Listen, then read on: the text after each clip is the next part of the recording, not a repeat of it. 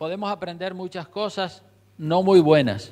Y es necesario que sepamos qué es lo malo. Lo bueno para practicarlo y lo malo para desecharlo. Entonces, Saúl fue el primer rey de Israel y siendo el profeta Samuel ya un hombre anciano, viejo, el pueblo le pidió a Samuel que les pusiera un rey como tienen todas las naciones, cosa que no le agradó a Dios esa petición del pueblo, ni a Dios ni a Samuel le gustó que el pueblo pidiese un rey, porque ya Dios era el rey que gobernaba sobre el pueblo de Israel, la teocracia, como se llama. Pero Israel no quería una teocracia, gobierno de Dios directo, sino que querían una monarquía, un rey como tiene España, como tiene Inglaterra y como tienen todas las naciones, quería el pueblo.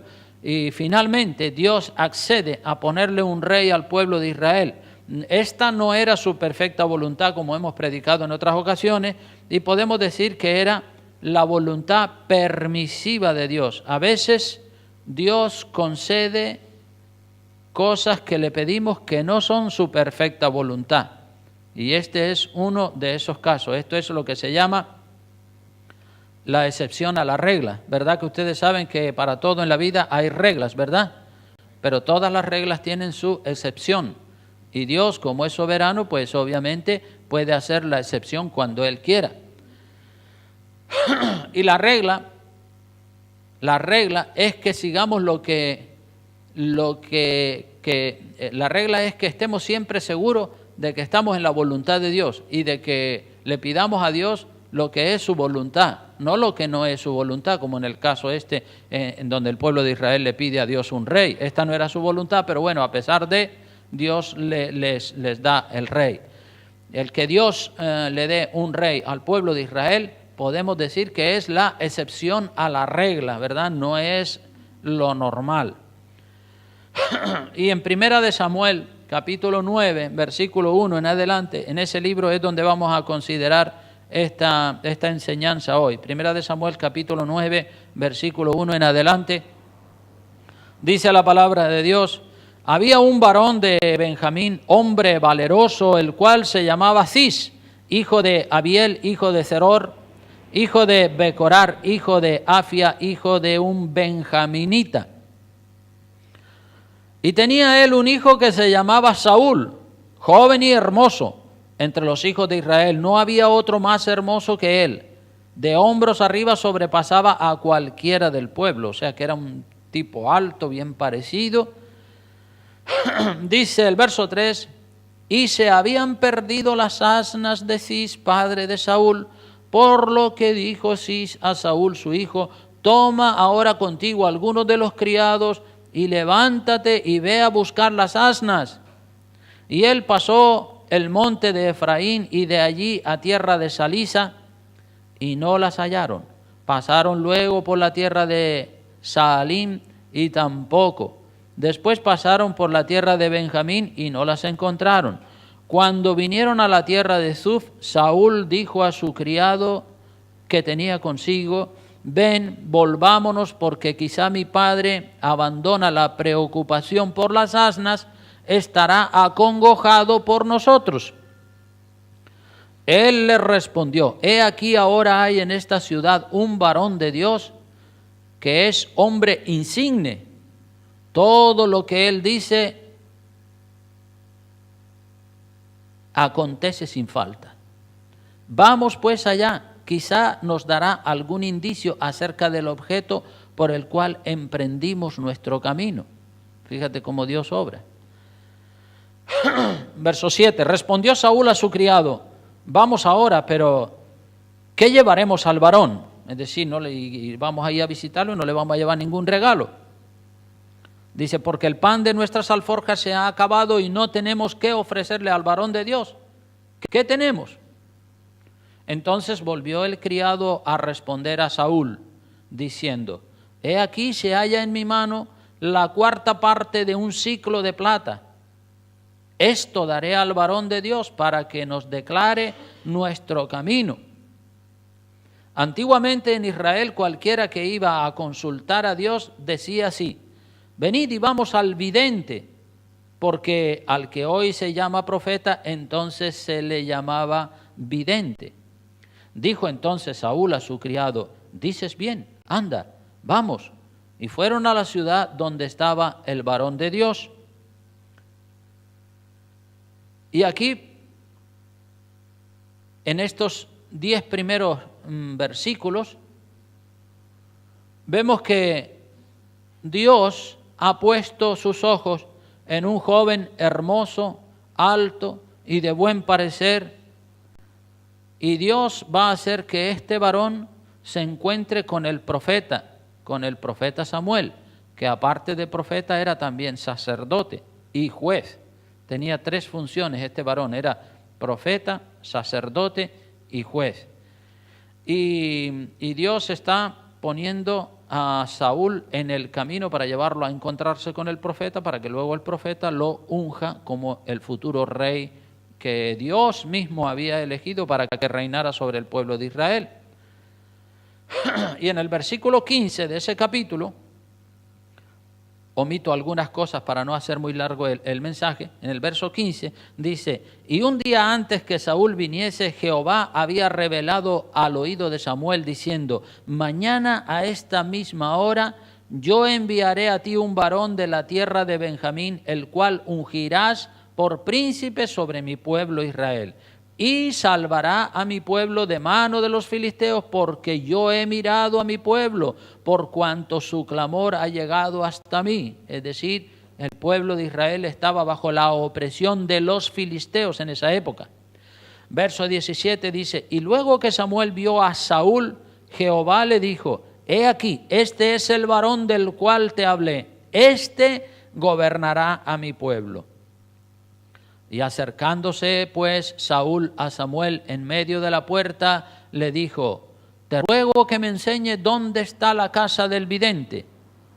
Y Samuel respondió a Saúl diciendo, yo soy el vidente. Sube delante de mí al lugar alto y come hoy conmigo, y por la mañana te despacharé y te descubriré todo lo que está en tu corazón. Y de las asnas que se te perdieron hace ya 3 días, pierde cuidado de ellas, porque se han hallado. Y luego le dice, mas, ¿para quién es todo lo que hay de codiciable en Israel, sino para ti y para toda la casa de tu padre? O sea que Saúl se encuentra con Samuel, el que iba a ser el futuro rey de Israel, se encuentra con el profeta Samuel. Y el profeta Samuel le dice una cosa tan bonita a Saúl, que deja a Saúl completamente desorientado, ¿verdad? Miren lo que le dice en las últimas líneas del versículo 20, le dice, ¿para quién es todo lo que hay de codiciable en Israel? Para ti y para toda la casa de tu padre. Oh, ¿qué me está diciendo? Que todo lo bueno que hay en el pueblo de Israel es para mí y para la casa de mi padre. Saúl era un hombre humilde. Saúl era realista. Él sabía que era uno más del montón. Él sabía que procedía de una de las familias más pequeñas de Israel, y al recibir esas palabras tan bonitas del hombre más importante de Israel, Saúl no sale de su asombro. Miren lo que dice el versículo 21, cuando Samuel le dice, ¿para quién es todo lo que hay de codiciable en Israel, sino para ti, para la casa de tu padre? En el verso 21, Saúl respondió y dijo, ¿no soy yo hijo de Benjamín, de la más pequeña de las tribus de Israel? Y mi familia no es la más pequeña de todas las familias de la tribu de Benjamín. ¿Por qué pues me ha dicho cosa semejante? Es decir, dice, pero ¿cómo? Para mí es todo lo que hay de codiciable en Israel, pero si yo no soy nada, la tribu de Benjamín es la más pequeña, y encima yo soy de las más pequeñas, de la familia más pequeña. ¿Cómo es que me está diciendo estas cosas tan bonitas? Los comienzos de un ministerio para Saúl, un gran ministerio. Saúl iba a reinar sobre el pueblo de Israel, iba a ser nada más y nada menos el primer rey. Con el inicio del reinado de Saúl se cerraba el capítulo de los jueces, o la etapa en la que los jueces eran los que gobernaban, y a partir de ahí se abre lo que es el capítulo de las monarquías o de los gobiernos de los reyes sobre Israel. Los comienzos de un ministerio para Saúl, reinar sobre todo el pueblo de Dios.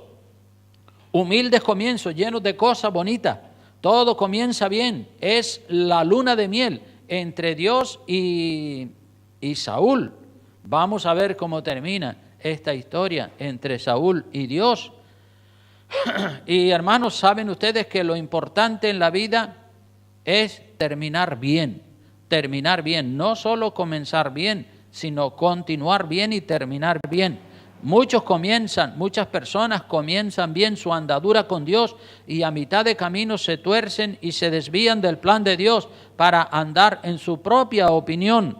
Pero Saúl fue uno de esos personajes que comenzó bien y terminó mal, como veremos a continuación. Saúl es ungido como rey sobre Israel y es lleno del Espíritu Santo. Mira lo que dice Primera de Samuel capítulo 10. Vayan al capítulo 10. Y miremos el versículo 1 en adelante, capítulo 10, versículo 1, dice: tomando entonces Samuel una redoma de aceite, la derramó sobre su cabeza y lo besó y le dijo: ¿no te ha ungido Jehová por príncipe sobre Israel, sobre su pueblo Israel? Hoy, le sigue diciendo el profeta al nuevo rey, hoy, después que te hayas apartado de mí, hallarás 2 hombres junto al sepulcro de Raquel, en el territorio de Benjamín, en Selsa, los cuales te dirán: las asnas que habías ido a buscar se han hallado. Tu padre ha dejado ya de inquietarse por las asnas y está afligido por vosotros, diciendo: ¿qué haré acerca de mi hijo? Y luego que de allí sigas más adelante y llegues a la encina de Tabor, te saldrán al encuentro 3 hombres que suben a Dios en Betel, llevando uno 3 cabritos, otro 3 tortas de pan y el tercero una vasija de vino, los cuales, luego que te hayan saludado, te darán 2 panes, los que tomarás de mano de ellos. Después de esto llegarás al collado de Dios, donde está la guarnición de los filisteos, y cuando entres allá en la ciudad, encontrarás una compañía de profetas que descienden del lugar alto, y delante de ellos salterio, pandero, flauta y arpa, y ellos profetizando. Entonces, continúa diciéndole el profeta a Saúl, entonces, verso 6, el Espíritu de Jehová vendrá sobre ti con poder, y profetizarás con ellos, y serás mudado en otro hombre. Qué cosas, ¿no?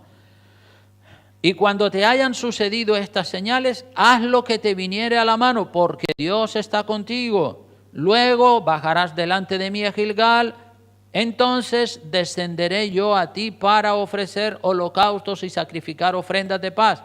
Espera 7 días hasta que yo venga a ti y te enseñe lo que has de hacer. Aconteció luego que al volver él la espalda para apartarse de Samuel, le mudó Dios su corazón, y todas estas señales acontecieron en aquel día.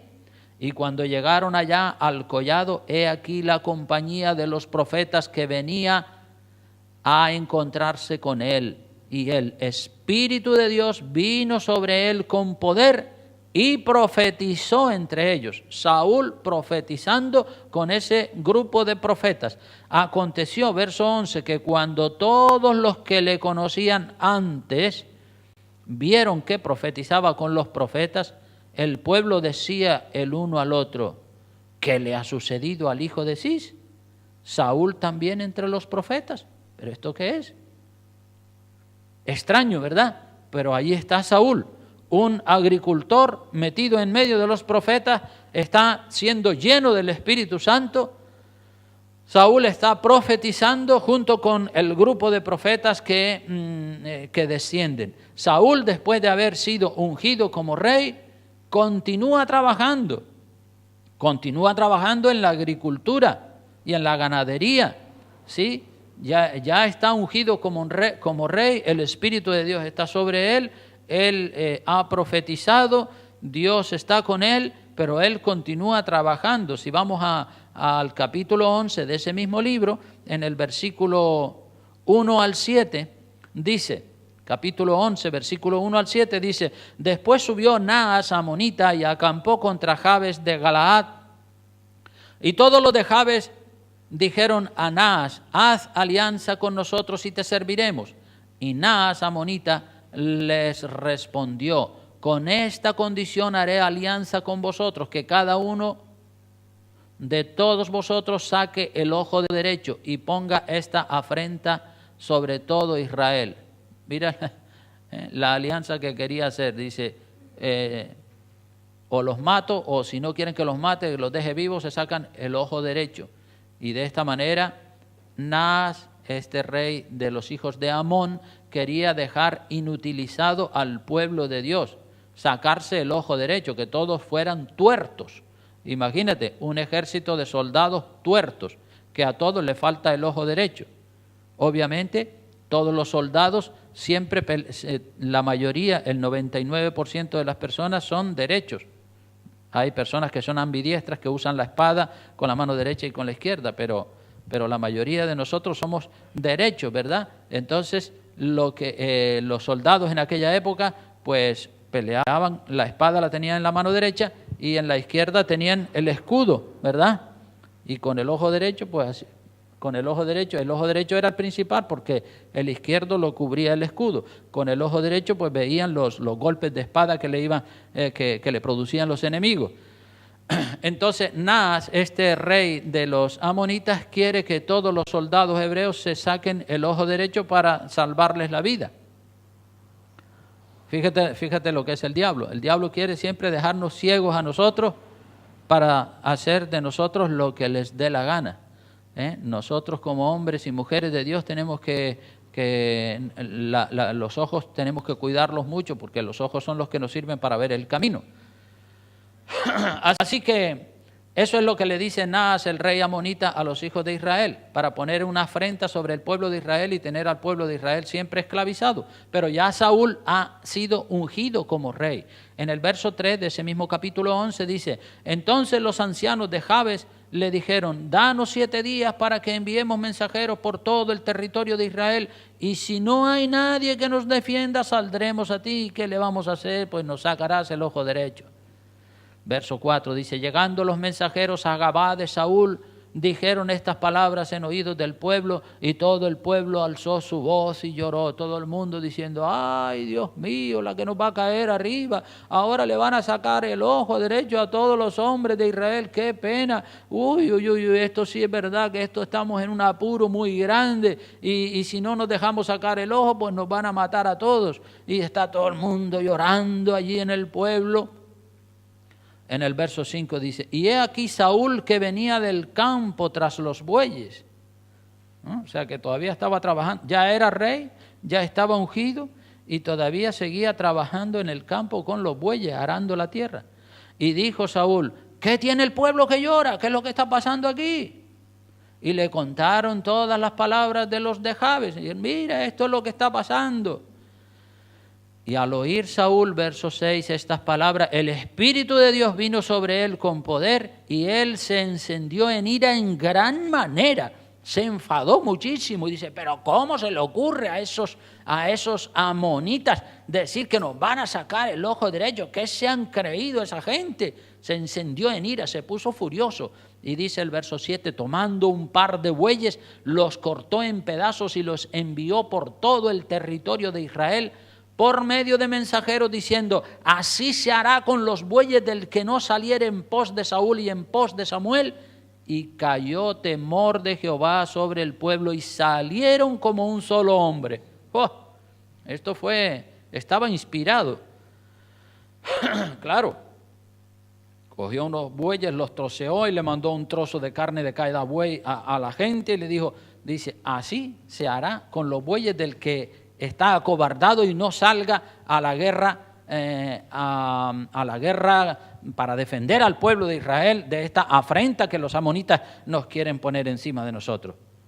Y entonces pues ahí se ve en ese capítulo que Saúl derrota definitivamente a los amonitas. En esa primera guerra que Saúl tiene como rey, él tiene una victoria tremenda. Todo le va a Saúl, viento en popa. El rey Saúl ya está reinando, ya está, digamos, contento, confiado, Dios está con él. Él está cogiendo fuerza, cogiendo confianza como hombre distinguido, pero también al mismo tiempo Saúl ya se le está subiendo el orgullo a la cabeza.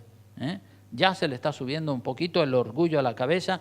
Y si vamos al capítulo 13, en el capítulo 13 de ese mismo libro, dice, había ya reinado Saúl 1 año, y cuando hubo reinado 2 años sobre Israel, o sea que ya llevaba 2 años de rey sobre el pueblo de Israel, se produce otra guerra, y esta es en contra de los filisteos. La primera había sido en contra de los amonitas, esta es en contra de los filisteos. Se produce esta otra guerra y veamos lo que acontece en esta otra guerra. Ya Saúl lleva 2 años reinando, ¿sí? Ya parece como que el orgullito se le está subiendo a la cabeza y dice, oh, ya yo no soy un agricultor, ahora yo soy el rey.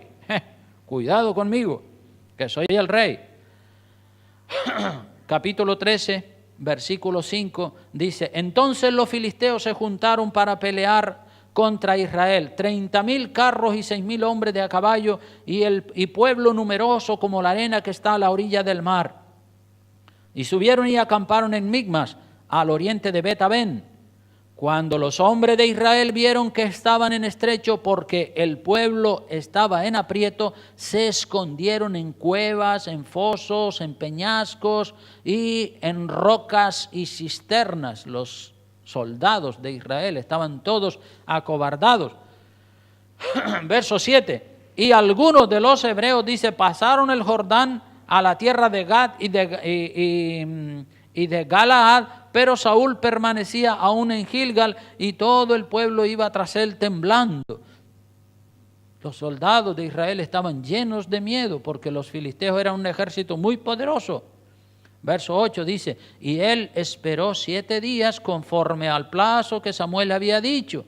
Saúl espera 7 días con su ejército todo temeroso, 7 días para que Samuel viniera, el profeta de Dios viniera a ofrecerle un sacrificio al Señor para luego iniciar la guerra. Y Samuel no venía a Gilgal y el pueblo se le desertaba, cada vez le quedaban menos soldados a Saúl en su ejército. Y Saúl está preocupado, dice, Samuel no viene, ay, llevo ya tantos días esperándolo y no viene. ¿Qué hago yo? Todo el mundo se me está marchando, me están dejando solo y esto es una situación que yo no la puedo manejar. Verso 9 dice, entonces dijo Saúl, traedme holocausto y ofrenda de paz. Y ofreció el holocausto. Es decir, Saúl comienza a ofrecer el sacrificio en su desesperación. El sacrificio, el único que estaba autorizado por Dios para hacerlo, era el sacerdote, profeta y juez, Samuel, y no el rey, porque Saúl no estaba autorizado por Dios para hacer este sacrificio antes del inicio de la guerra, lo tenía que hacer Samuel. Y así hacen muchas personas hoy en día, hacen como Saúl. Saúl dice en el verso 9, traedme holocausto y ofrenda de paz, y ofreció el sacrificio, el holocausto. Se metió a ejercer un ministerio para el cual no estaba capacitado, no estaba ordenado ni autorizado por Dios. Eso lo tenía que hacer Samuel, pero Saúl ya en su desesperación no tiene la paciencia que debe tener y comete ese grave error de ofrecer el sacrificio a Dios en lugar de esperar por el profeta, que el profeta le había dicho que esperara que él iba. Aquí podemos ver cómo Saúl ya comete un error grave, ¿sí? Ya comienza a hacer las cosas mal. Y muchas personas hoy en día hacen lo mismo que Saúl. Ellos mismos se meten a ejercer como pastores sin estar ordenados, sin estar autorizados, se autoconstituyen a sí mismos o buscan a alguien que les dé cobertura para ellos salirse con la suya, porque en su desesperación y en su anhelo por ser pastores, pues se saltan todas las reglas y se saltan todas las normas. es bueno el ministerio, ¿verdad? La Biblia dice que el que anhela o desea el ministerio pastoral o el ministerio que sea, buena obra desea, dice Pablo a Timoteo, pero es necesario que sea, y ahí da una lista de requisitos: honesto, puro, honrado, de buen testimonio, y empieza a decir un montón de cosas, ¿no? Entonces, Saúl se mete a ser de sacerdote cuando eso no le estaba permitido. Y Samuel le llama la atención. En el versículo 10 dice: y cuando él acababa de ofrecer el holocausto, he aquí Samuel que venía, y Saúl salió a recibirle para saludarle. En el verso 11 dice, estamos en el capítulo 13, en el verso 11 dice: entonces Samuel dijo, ¿qué has hecho? ¿Qué has hecho? ¿Cómo se te ha ocurrido a ti hacer el sacrificio? ¿No te había dicho yo que esperaras? Y Saúl respondió: porque vi que el pueblo se me desertaba y que tú no venías dentro del plazo señalado y que los filisteos estaban reunidos en Micmas, me dije, ahora descenderán los filisteos contra mí a Gilgal, y yo no he implorado el favor de Jehová. Me esforcé pues y ofrecí el holocausto. O sea que hizo justo lo que no tenía que hacer. Samuel le está llamando la atención. Saúl estaba ungido por rey, ya llevaba 2 años, ¿verdad? Pero le faltaba ser confirmado. Una cosa es ser ungido para que inicie el ministerio y otra cosa es ser confirmado, ¿verdad? La confirmación es la ratificación de la unción, es decir, cuando Samuel ha sido ungido por Dios 2 años atrás, ya está ejerciendo como rey, pero ahora le toca esperar a que el profeta venga y confirme una vez más y diga: sí, efectivamente, has dado la talla durante esos 2 años y ahora vas a ejercer ya de manera oficial, y te confirma como rey. Saúl estaba ungido, pero le faltaba ser confirmado. Saúl no sabía esperar, Saúl no tenía paciencia, Saúl era una persona atrevida, se le había subido el orgullo de rey a la cabeza. Y él creyó que como él era el rey, él podía hacer lo que quisiera. Es un gran peligro, el orgullo es un gran peligro, hermanos. El orgullo nos ataca a todos, a mí, a ustedes, a todos nos ataca el orgullo. Entonces tenemos que pedirle al Señor mucho discernimiento para detectar el orgullo, ¿verdad? Porque si nos dejamos llevar de ese sentimiento de orgullo, el diablo nos va a dar un palo del número 1. En el verso 14 de ese capítulo 13 dice Samuel le dice al nuevo rey, al rey que lleva ya 2 años reinando: mas ahora tu reino no será duradero. Jehová se ha buscado un varón conforme a su corazón, al cual Jehová ha designado para que sea príncipe sobre su pueblo, por cuanto tú no has guardado lo que Jehová te mandó. O sea que como este hombre no había guardado la palabra de Dios, ya Dios dice: pues el reino de este ya no va a ser duradero. Ya Dios está dándole un poco de lado al rey Saúl. Saúl ya está perdiendo mucho crédito, está siendo desacreditado. El Espíritu Santo ya no está contento en la vida de Saúl. Saúl ya está vacío. Su desobediencia a Dios ha hecho que el Espíritu de Dios lo deje abandonado. Recuerdan que estaba lleno del Espíritu Santo y que profetizaba.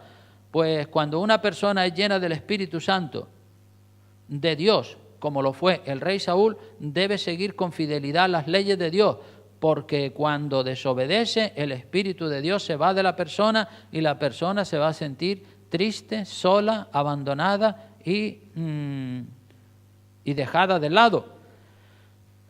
Y a partir de que Saúl comete este primer error, todavía Dios le encomienda otras guerras. Fíjense cómo es Dios de tolerante y de misericordioso. A pesar de que Saúl ya ha hecho mal, todavía Saúl sigue reinando y Dios le envía a otras guerras a ver si el comportamiento de Saúl sigue siendo el mismo o si él ha cambiado o si se ha enmendado.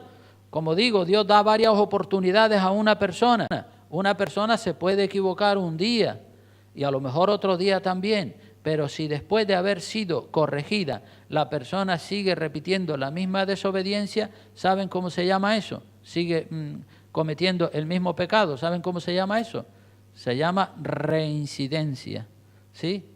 Repite el mismo error hoy, mañana, el año que viene, dentro de 2 años. Eso se llama reincidencia. Hay personas que cometen un error y se arrepienten. Sí, es verdad, Señor, perdóname y tal y cual.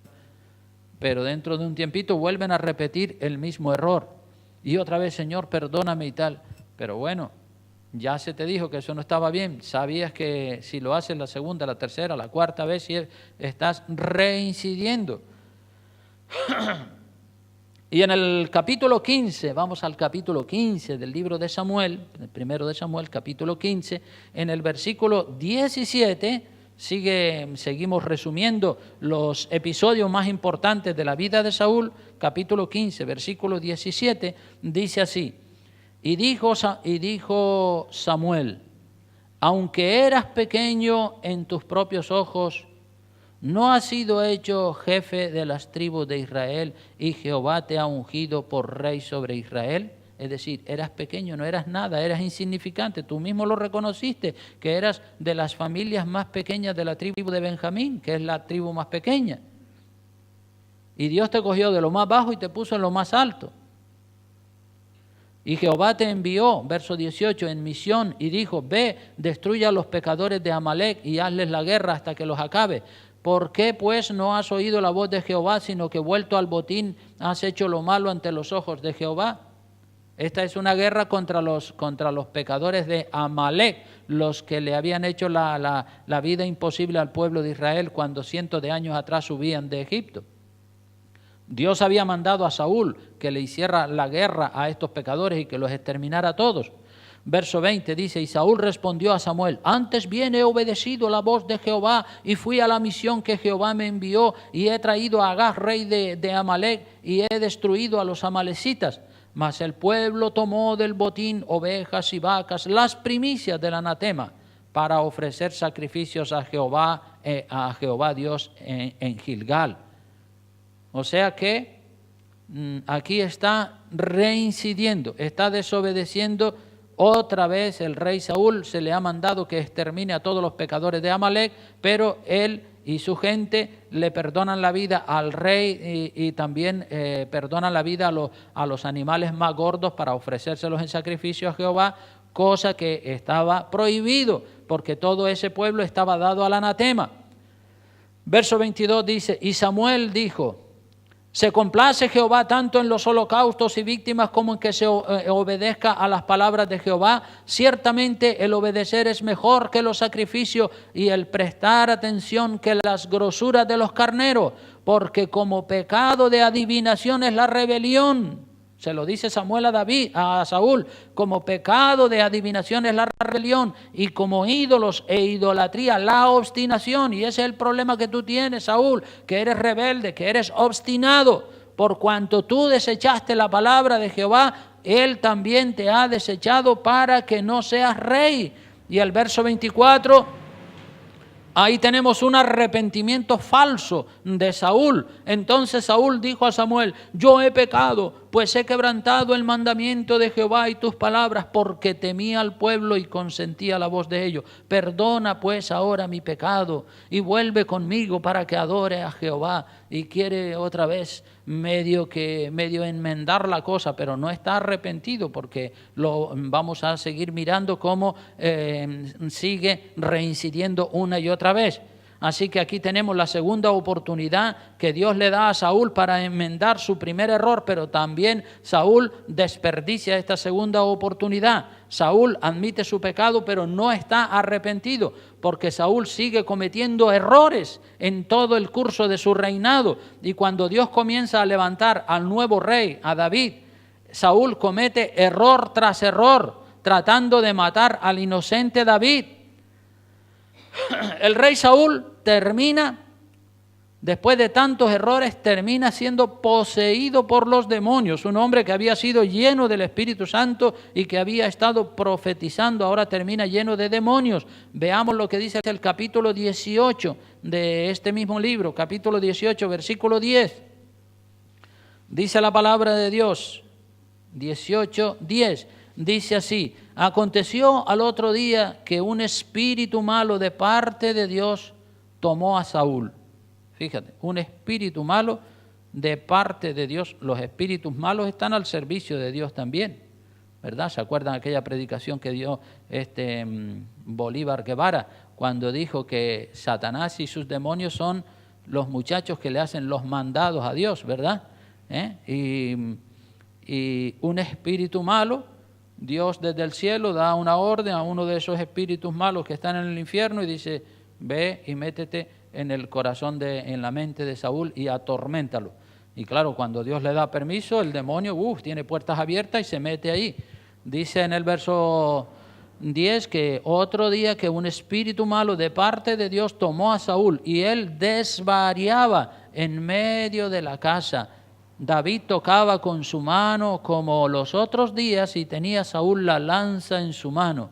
Pero Saúl está desvariando, el demonio lo tiene, el espíritu malo lo tiene loco, y él está allí, y David está allí tocando el arpa, y ya Saúl le tiene odio y aborrece a David, porque David había tenido la victoria y había derrotado al gigante Goliat y le había cortado la cabeza, y cuando llegaron a la ciudad todo el mundo decía: ¡oh, gloria a Dios! Saúl mató a 1000, pero David mató a 10,000. Y entonces ya Saúl está celoso, envidioso de David y dice: este tipo, y está allí tocando el arpa, y Saúl tiene la lanza en su mano y ¡flan!, se la lanza para matarlo, para clavarlo en la pared.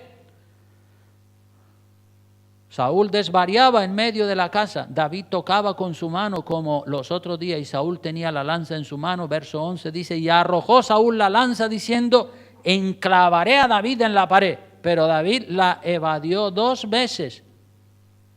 Mas Saúl estaba temeroso de David por cuanto Jehová estaba con él y se había apartado de Saúl. Dios se había apartado de Saúl y estaba ahora con David. Un hombre que estaba lleno del Espíritu Santo, ahora está lleno de demonios y los demonios lo están atormentando. En los últimos días de Saúl hay otra guerra con los filisteos. Vamos ahora al capítulo 28 de ese mismo libro. Capítulo 28, unos cuantos capítulos más adelante, capítulo 28, para seguir resumiendo un poco la vida de Saúl. En los últimos días de Saúl hay otra guerra, todavía Saúl sigue siendo rey y hay otra guerra más. Capítulo 28, versículo 3, dice: ya Samuel había muerto, y Samuel, el profeta de Dios, que era viejito, ya se había muerto, y todo Israel lo había lamentado y le habían sepultado en Ramá, su ciudad, y Saúl había arrojado de la tierra a los encantadores y adivinos. Los encantadores, los adivinos, los brujos, esa gente que trabaja con Satanás, Saúl los había echado de la tierra. Aunque todavía quedaban algunos por ahí escondidos. Verso 4 dice: se juntaron pues los filisteos y vinieron y acamparon en Sunem. Y Saúl juntó a todo Israel y acamparon en Gilboa. Saúl está preparándose otra vez para guerrear contra los filisteos. Y cuando vio Saúl el campamento de los filisteos, tuvo miedo y se turbó su corazón en gran manera. Y consultó Saúl a Jehová. Pero Jehová no le respondió ni por sueños, ni por Urim, ni por profetas. Ya Dios se había apartado de Saúl completamente. Y Saúl le consulta a Dios: Señor, por favor, ayúdame, dame un sueño, háblame a través del profeta. O el Urim y el Tumín eran las 2 piedras que tenía el sumo sacerdote para consultar a Jehová. Pero el sumo sacerdote consultaba a Jehová y no había manera, ni sueños, ni profetas, nada. Saúl está desechado, Saúl está sin saber qué hacer, clama a Dios, le pide, busca por aquí, por allá, por todos los lados y no hay manera. Dios ya no escucha a Saúl de ninguna de las maneras, ni por profeta, ni por Tumín y Urim, ni por sueños, ni por nada. Saúl termina ahora, fíjense dónde termina ahora consultando a una bruja. Él había echado todos los brujos y curanderos del país, pero todavía quedaban algunos escondidos por ahí. En el capítulo 28, versículo 7, dice: entonces Saúl, viendo que ya no había nadie, le daba dirección, ni profetas, ni sueños, ni nada, y Dios no le hablaba, verso 7 dice: entonces Saúl, como ya se vio que ya Dios lo había desechado, mira dónde termina Saúl. Dice, verso 7, dijo a sus criados: buscadme una mujer que tenga espíritu de adivinación, para que yo vaya a ella y por medio de ella pregunte. Y sus criados le respondieron: he aquí hay una mujer en Endor que tiene espíritu de adivinación.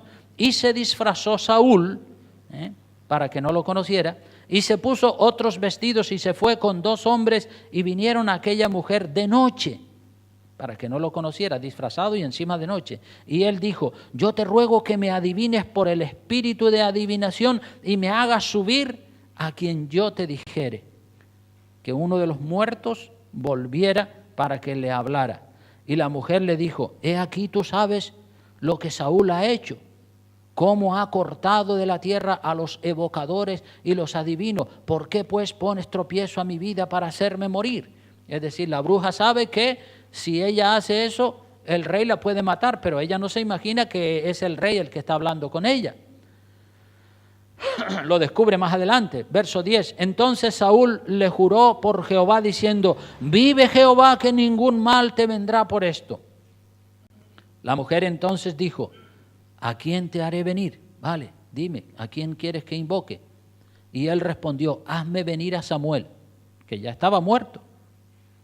Esto es brujería, esto es satanismo. Los espíritus de las personas que mueren no vuelven. Y aunque los brujos dicen que sí, que vuelven, cuando ellos los invocan, lo que vuelven son demonios que se disfrazan de la persona muerta y dicen algo, dan algún mensaje, todo para confundir y para mantener a las personas enredadas y metidas en la brujería. Así que los demonios no vuelven, pero sabemos que Dios es soberano y que Dios puede hacer una excepción a la regla. Y dice el verso 12: y viendo la mujer a Samuel, clamó en alta voz y habló aquella mujer a Saúl diciendo: ¿por qué me has engañado? Pues tú eres Saúl. Y el rey le dijo: no temas, ¿qué has visto? Y la mujer respondió a Saúl: he visto dioses que suben de la tierra. Y él le dijo: ¿cuál es su forma? Y ella respondió: un hombre anciano viene, cubierto de un manto. Saúl entonces entendió que era Samuel, y humillando su rostro a tierra hizo gran reverencia. Y Samuel dijo a Saúl, es decir, este hombre, Samuel, ya está muerto, pero el espíritu de Samuel vuelve y le habla a Saúl. Y le dice: ¿por qué me has inquietado haciéndome venir? Y Saúl respondió: estoy muy angustiado, pues los filisteos pelean contra mí y Dios se ha apartado de mí y no me responde más, ni por medio de profetas, ni por sueños. Por esto te he llamado para que me declares lo que tengo que hacer. Entonces Samuel dijo: ¿y para qué me preguntas a mí si Jehová se ha apartado de ti y es tu enemigo? Jehová se ha apartado de ti y es tu enemigo. Ya tú de amigo de Dios nada. Dios es tu enemigo. Jehová te ha hecho como dijo por medio de mí, pues Jehová ha quitado el reino de tu mano y lo ha dado a tu compañero David. Como tú no obedeciste a la voz de Jehová ni cumpliste el ardor de su ira contra Amalec, por eso Jehová te ha hecho esto hoy. Y Jehová entregará a Israel también contigo en manos de los filisteos, y mañana estaréis conmigo tú y tus hijos, y Jehová entregará también el ejército de Israel en manos de los filisteos. Entonces Saúl cayó en tierra, cuán grande era, y tuvo gran temor por las palabras de Samuel, y estaba sin fuerza, porque en todo aquel día y aquella noche no había comido pan. Entonces aquí vemos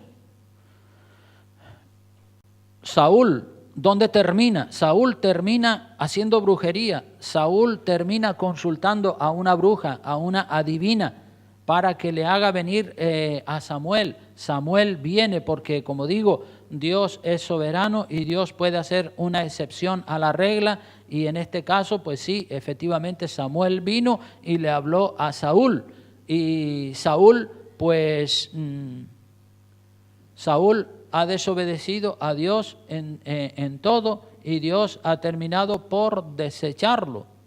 Saúl termina suicidándose.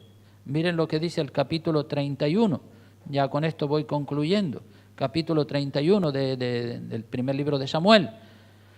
Dice en el capítulo 31, verso 1 al 6, dice: los filisteos pues pelearon contra Israel, y los de Israel huyeron delante de los filisteos y cayeron muertos en el monte de Gilboa. Y siguiendo los filisteos a Saúl y a sus hijos, mataron a Jonatán, a Abinadab y a Malquisúa, hijos de Saúl. Mueren todos los hijos de Saúl.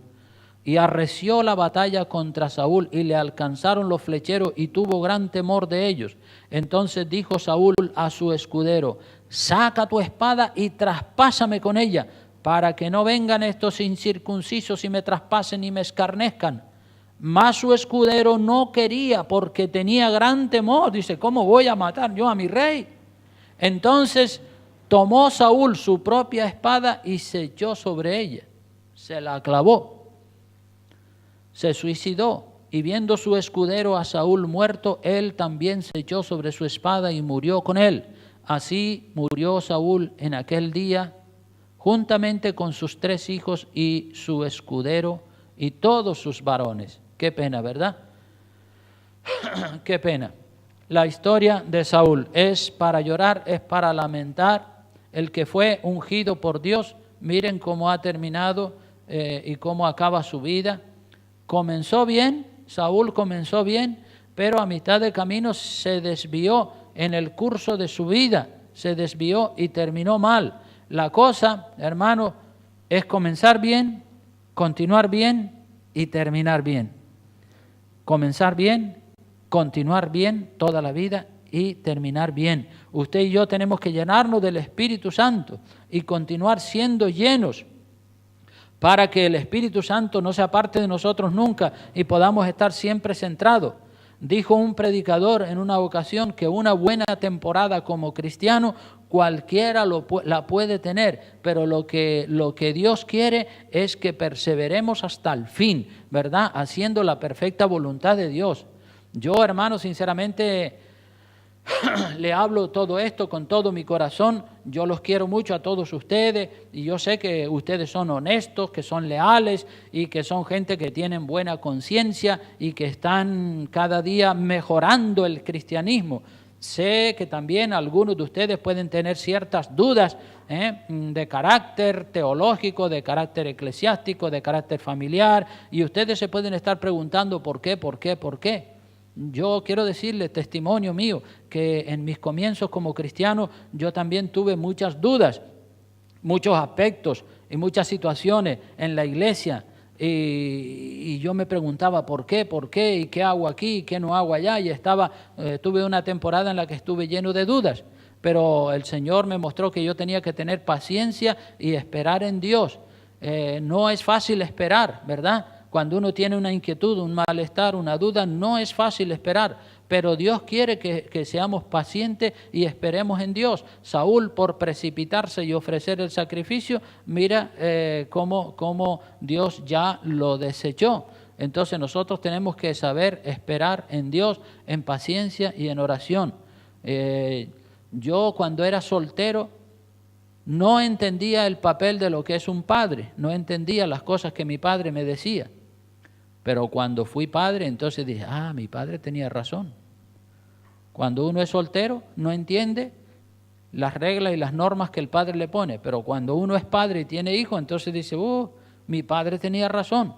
Cuando era estudiante, yo no sabía lo que era trabajar.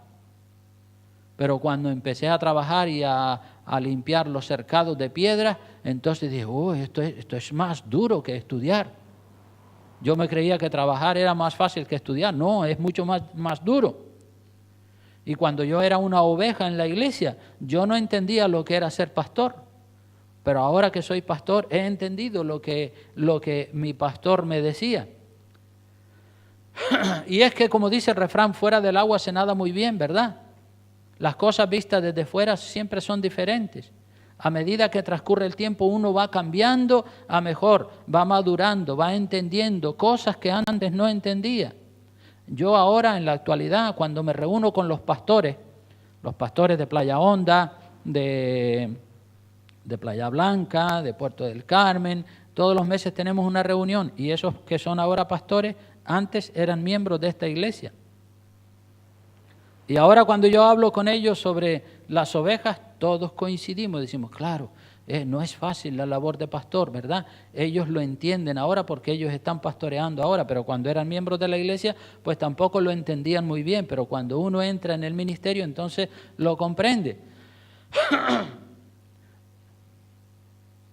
Voy a terminar leyendo unos versículos de Primera de Corintios, capítulo 13. Primera de Corintios, capítulo 13, versículos 8 al 13.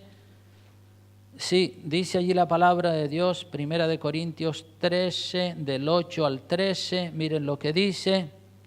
Habla del amor. Este es el capítulo, uno de los capítulos más bonitos y más lindos que habla acerca del amor que tenemos nosotros los cristianos que tener. Dice muchas cosas, entre otras, si seguimos en el versículo 8, capítulo 13, versículo 8 de Primera de Corintios, dice, el amor nunca deja de ser, pero las profecías se acabarán y cesarán las lenguas y la ciencia acabará, porque en parte conocemos y en parte profetizamos, es decir, nuestro conocimiento ahora no es absoluto y total, ¿sí? Y queremos saberlo todo, pero no, el conocimiento que podemos adquirir es un conocimiento limitado.